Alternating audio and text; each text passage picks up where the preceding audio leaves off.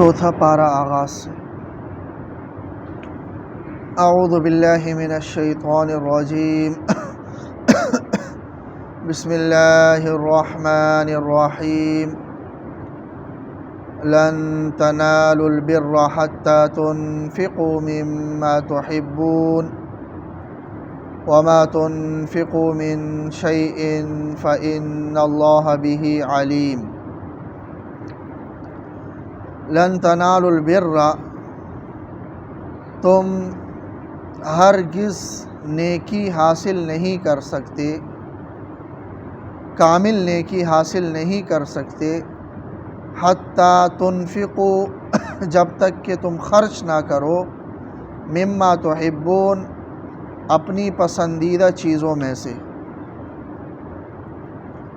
وما تنفقوا من شیء، اور جو کچھ تم خرچ کرتے ہو، فإن اللہ بہ علیم، یقیناً اللہ تبارک و تعالی اس کو خوب جانتا ہے۔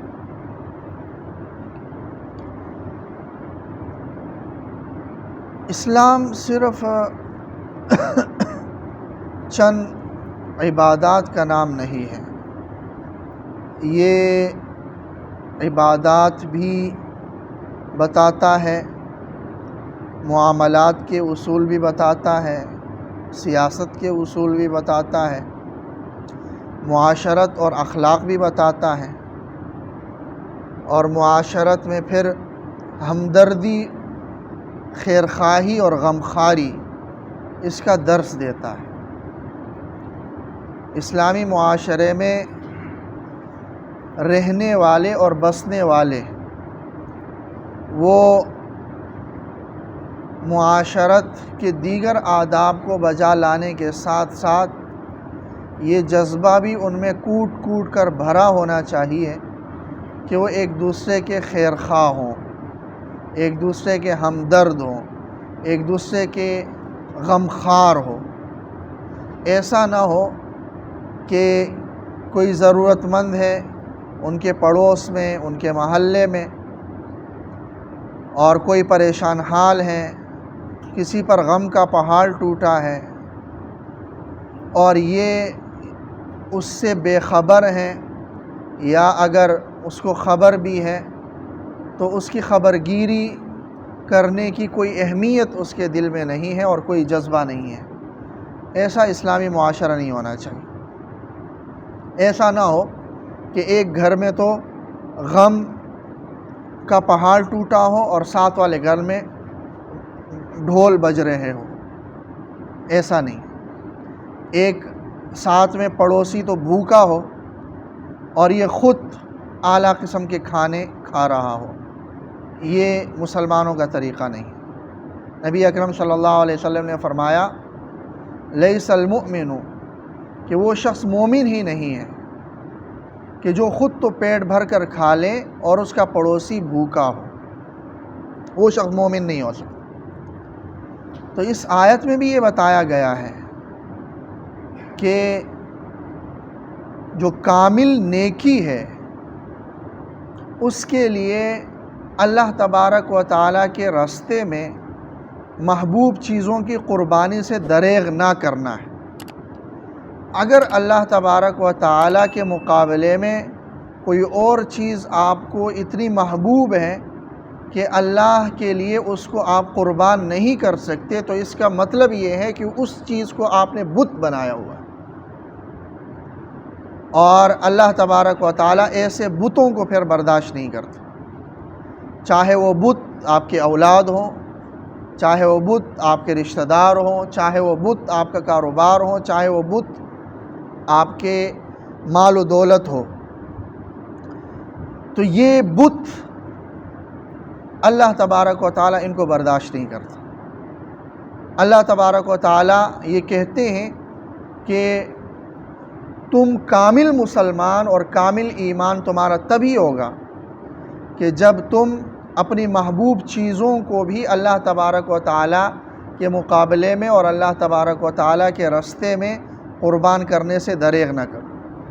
من احب للہ و ابغض للہ و اعطى للہ و منع للہ فقد استکمل الایمان۔ ایمان کی تکمیل تب ہوگی، کہ جب انسان کسی سے محبت رکھے تو اللہ کے لیے، کہ مجھے اچھا نہیں لگ رہا وہ انسان، لیکن میں نے اس سے محبت رکھنی ہے کیونکہ وہ مومن ہے اور اس کے کوئی وہ نہیں ہے، گناہ نہیں ہے، میں چاہ رہا ہوں کہ نہ میں اس کو سلام تک نہ کروں، لیکن اللہ تبارک و تعالیٰ کہہ رہے سلام کرو۔ میں چاہ رہا ہوں کہ اس سے قطع تعلق کر لوں، اللہ تبارک و تعالیٰ کہہ رہے نہیں، 3 دن سے زیادہ قطع تعلق نہیں کر سکتے۔ میں چاہ رہا ہوں کہ اس سے رشتہ داری توڑ دوں، اللہ کہہ رہے نہیں، صلہ رحمی کر لو، رشتہ داری نہ توڑو۔ یہ محبت ہے اللہ کے لیے، اور بغض اللہ کے لیے ہو کہ جن سے اللہ نے منع کیا ہے اس سے بغض ہو، اور جن چیزوں سے۔ وَأَعْطَى لِلَّهِ، اللہ ہی کے لیے کسی کو کچھ دے تو اللہ کے لیے دے، وَمَنَعَ لِلَّهِ، اور کسی سے کچھ روکے، کچھ نہ دے تو بھی اللہ ہی کے لیے، تب جا کر ایمان آپ کا مکمل ہوگا۔ تو یہ جو یہود نے اپنے طرف سے ایک دین بنا رکھا تھا، ایک ظاہری طور پر کچھ عبادات کا نام انہوں نے دین بنایا ہوا تھا، دین کا ایک نقشہ انہوں نے بنایا ہوا تھا، اس نقشے کے مطابق اگر کوئی چل رہا ہے تو وہ دیندار، اندر میں اس کے اندر بخل بھی ہے،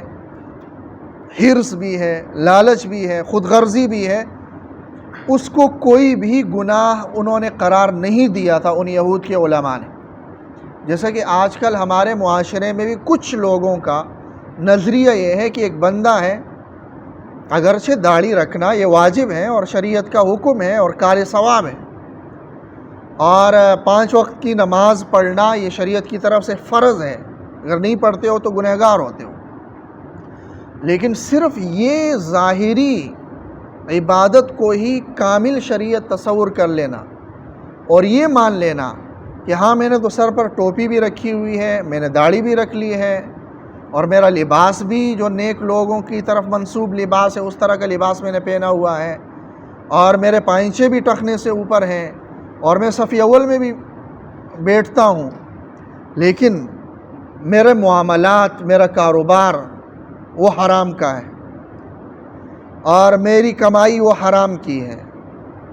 اخلاق میرے سب سے گرے ہوئے اخلاق ہیں، کسی کو میں گالی دیتا ہوں، کسی کو میں مارتا ہوں، کسی کو برا بلا کہتا ہوں، کسی کی غیبت کرتا ہوں، جھوٹ میں بولتا ہوں، اور حق تلفی میں کرتا ہوں، دوسروں کی حقوق میں کمی کوتاہی میں کر رہا ہوں، اور وہ یہ سمجھ رہا ہے کہ میں سب سے اعلیٰ مسلمان ہوں، تو یہ وہی یہود والا نظریہ ہے۔ یہ ایسا ہی ہے جیسا کہ کہیں پر ظاہراً ملمہ سازی کر لی جائے اور اندر سے چیز کھوکھلی ہو، اندر سے کوئی چیز کھوکھلی اور ظاہری ملمہ سازی کر لی جائے، تو شریعت اس بات کو تسلیم نہیں کرتی۔ شریعت یہ کہتی ہے کہ آپ اندر سے کھوکھلے نہ ہوں، بلکہ شریعت کے جتنے احکامات ہیں وہ آپ کے اندر اس سے آپ سجے ہوئے ہوں، پھر یہ دین ہوگا۔ یہاں پر دیکھیں، لن تنالوا البر حتی تنفقوا مما تحبون، نیکی کو تم پا ہی نہیں سکتے جب تک کہ اپنی محبوب چیز کو خرچ نہ کر لو۔ آج معاشرے میں نظر دوڑا لیں، گنتی کے چند لوگ ملیں گے جو قرآن کی اس آیت اور اس سے پہلے کئی آیات جو خرچ کرنے سے متعلق قرآن مجید میں جگہ جگہ ہے، تو چند گنتی کے لوگ ہیں ایسے ملیں گے جو خرچ کر رہے ہوں گے، لیکن اکثریت لوگوں کی ایسی ہے کہ جو اس کو کوئی نیکی سمجھتی ہی نہیں ہے، جو اس بات کو سمجھتی ہی نہیں ہے کہ ہاں میں اپنے محلے میں نظر دوڑاؤں، کوئی ضرورت، اللہ نے مجھے نوازا ہے، کوئی ضرورت مند تو نہیں ہے، اس بات کو کوئی نیکی ہی نہیں سمجھ رہا۔ اور قرآن کیا کہہ رہا ہے؟ لن تنالوا البر حتی تنفقوا مما تحبون، نیکی ویکی تمہارے پاس بھی نہیں پھٹکے گی، یہ خام خیالی ہے تمہاری کہ تم نے کوئی نیکی کر لی ہے، جب تک کہ تم خرچ نہ کر لو مما تحبون، اس میں سے کچھ جو تمہیں پسند ہو۔ یہ نہیں کہا کہ سارا کا سارا خرچ کر لو، کچھ خرچ کر لو، اس میں سے زکوٰۃ بھی ہے، زکوٰۃ ادا کر لو ٹائم بر وقت اور پوری ادا کر لو، اور اسی طرح حقوق واجبہ بھی ہے، گھر والوں کے نفقہ اور حقوق جو واجب ہیں آپ پر وہ بھی ہیں۔ جیسا کہ یہ آیت نازل ہوئی تو حضرت زید بن حارثہ رضی اللہ تعالیٰ عنہ نے کہا کہ یا رسول اللہ مجھے تو یہ گھوڑا سب سے زیادہ پسند ہے، میں اللہ کی راہ میں دے رہا ہوں۔ تو آپ صلی اللہ علیہ وسلم نے ان سے لے لیا اور ان کے صاحبزادے حضرت اسامہ کو دے دیا، حضرت اسامہ کو دے دیا۔ تو وہ تھوڑے سے رنجیدہ ہو گئے کہ نبی اکرم صلی اللہ علیہ وسلم نے گویا میرا صدقہ قبول نہیں کیا کہ واپس میرے گھر میں ہی آیا. تو آپ صلی اللہ علیہ وسلم نے گویا اس سے یہ درس دے دیا کہ خرچ کرنا صرف یہ نہیں ہے کہ آپ دور کے کسی پر خرچ کر رہے ہیں، بلکہ اپنے بچوں پر خرچ کرنا، گھر والوں پر خرچ کرنا، رشتہ داروں پر خرچ کرنا، یہ بھی نیکی سے خالی نہیں. حضرت ابو طلحہ رضی اللہ تعالیٰ عنہ، ان کا بہت بڑا باغ تھا، مسجد نبوی کے سامنے ہی تھا، اور وہاں ایک کنواں بھی تھا جہاں میٹھے پانی کا ایک کنواں تھا، بڑا قیمتی باغ. انہوں نے کہا کہ یہ باغ میں اللہ کے راستے میں دے رہا ہوں. یہ جب آیت نازل ہوئی تو آپ صلی اللہ علیہ وسلم نے فرمایا کہ یہ اپنے رشتہ داروں میں دے دو، رشتہ داروں میں تقسیم کر لو. انہوں نے اپنے رشتہ داروں، چچا زاد بھائیوں میں وہ باغ تقسیم کر لی. تو دیکھیں یہاں رشتہ داروں میں بٹ رہا ہے، تو اس کا ہر رشتہ داروں میں جو ضرورت مند ہو ان کو بھی دیکھنا چاہیے. اور بعض لوگ جو نفقاتی واجبہ ہیں، جہاں خرچ کرنا واجب ہے، اس میں کمی کوتاہی کرتے ہیں اور کہیں ادھر ادھر خرچ کر لیتے ہیں. یعنی اپنی بیوی پر اپنی حیثیت کے مطابق خرچ کرنا یہ آپ کی شرعی ذمہ داری ہے، وہاں وہ کمی کوتاہی کریں گے. بچوں پر، نابالغ بچوں پر خرچ کرنا آپ کی شرعی ذمہ داری ہے، وہاں وہ کمی کوتاہی کریں گے. والدین اگر آپ کے زیر کفالت ہوں، زیر کفالت کی شرط ہے، بعض صورت میں زیر کفالت ہوتے ہیں، بعض میں نہیں ہوتے. زیر کفالت ہوں تو وہاں پر خرچ کرنا. بہن بھائی اگر آپ کے زیر کفالت ہوں تو ان پر خرچ کرنا. یہ تو واجب ہے، اس میں تو کوئی کمی کوتاہی نہیں کرنی چاہیے. یہ نہیں کہ آپ باہر نفلی صدقات کر رہے ہوں اور یہ واجب کو آپ چھوڑ رہے ہوں. تو ان ساری چیزوں کو ملحوظ رکھنا ہوگا. غرض اس آیت کا مقصد یہی ہے کہ انسان کے اندر ایمان اس درجے کا ہو کہ وہ اپنی پسندیدہ چیز بھی ایمان کے مقابلے میں قربان کرنے سے دریغ نہ کرتا ہو. یہ نہیں کہ کہیں پر کاروبار اس کا ہو رہا ہے اور وہ سودی کاروبار ہے اور وہ حرام کاروبار ہے، لیکن صرف اس وجہ سے کہ میرا نقصان ہو رہا ہے وہ چھوڑتا نہیں ہے اس کو، تو یہ کامل مومن نہیں ہے. اس کو ہم کافر تو نہیں کہہ سکتے، لیکن کامل مومن یہ نہیں ہو سکتا، کیونکہ جب تک انسان گناہ میں ہو اس کا ایمان ناقص رہتا ہے، کامل نہیں ہوتا. آپ نے فرمایا لا یزنی الزانی حین یزنی وهو مؤمن، لا یسرق السارق حین یسرق وهو مؤمن. زنا کرنے والا زنا کرنے کی حالت میں مومن نہیں رہتا، چوری کرنے والا چوری کرنے کی حالت میں مومن نہیں رہتا، سود کھانے والا مومن نہیں رہتا اس حالت میں. اگرچہ اس کو ایمان کی ہم نفی یہ نہیں کرتے کہ وہ کافروں کے حکم میں ہو جائے گا، لیکن یہ اعمال یہ بھی تو ضروری ہیں اور لازم ملزوم ہے ایمان کے ساتھ. اگر ان اعمال میں آپ کمی کر رہے ہیں تو پھر آپ کامل مومن نہیں ہو سکتے. تو بہرحال اللہ تعالیٰ فرما رہے ہیں لن تنالوا البر، ہرگز تم نیکی کو نہیں پا سکتے، حتی تنفقوا مما تحبون، اپنی پسندیدہ چیزوں میں سے کچھ. اور پسندیدہ چیز ضروری نہیں ہے کہ صرف امیر کے پاس ہو، غریب آدمی کی بھی پسندیدہ چیزیں ہوتی ہیں. تو اپنی پسندیدہ چیز مطلب جو آپ کے کام کی ہو، فضول نہ ہو. اس کا یہ مطلب بھی نہیں ہے کہ اگر کوئی چیز آپ سے زائد ہے، جیسے کپڑے آپ سے زائد ہو گئے، کچھ اور برتن وغیرہ زائد ہو گئے، تو خرچ کر کسی کو دے دیں گے تو اس کا کوئی ثواب نہیں ملے گا. یہ معنی نہیں ہے. معنی یہ ہے کہ آپ نے پالیسی ہی یہ بنائی ہوئی ہے کہ میں نے کسی کو کچھ دینا بھی ہے تو وہ دینا ہے جو فضول ہو، جو زائد ہو. یہ غلط ہے. لیکن آپ اچھا مال جو آپ کے پاس ہے وہ بھی خرچ کرتے ہیں اور اس کے علاوہ جو زائد چیزیں ہیں وہ بھی اللہ کے راستے میں خرچ کرتے ہیں تو اس کا بھی آپ کو ثواب ملے گا. لیکن یہ پالیسی نہیں بنانی چاہیے کہ اللہ کے راستے میں دینا ہی ہے تو بیکار چیز دینی ہے. یہ پالیسی نہیں بنانی چاہیے. اگلی آیت کا جو حصہ ہے وہ اسی بات کی طرف اسی بات کو بتا رہی ہے کہ وَمَا تُنْفِقُوا مِنْ شَيْءٍ، جو کچھ بھی تم خرچ کرتے ہو، یعنی پسندیدہ چیزوں کے علاوہ بھی جو چیزیں تم خرچ کرتے ہو، اللہ کو معلوم ہے، اللہ اس کا ثواب دے گا. لیکن غلط یہ ہے کہ آپ کے پاس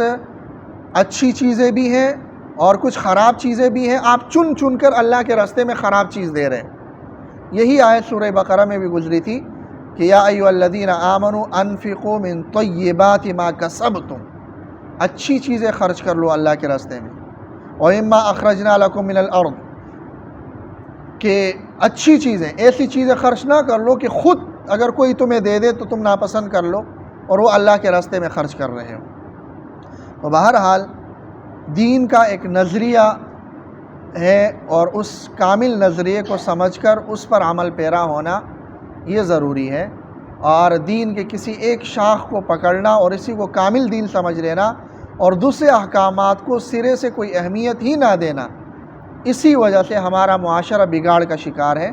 کہ ہم نے دین کو مکمل اس کے نظریے کے ساتھ نہیں اپنایا ہوا ہے، کامل نظریے کے ساتھ نہیں اپنایا ہوا ہے، بلکہ کسی ایک پہلو کو ہم نے لیا ہوا ہے اور اسی کو کامل، اس پر مستضاد جو چیزیں دین کا حصہ نہیں تھی اس کو ہم نے دین میں شامل کر کے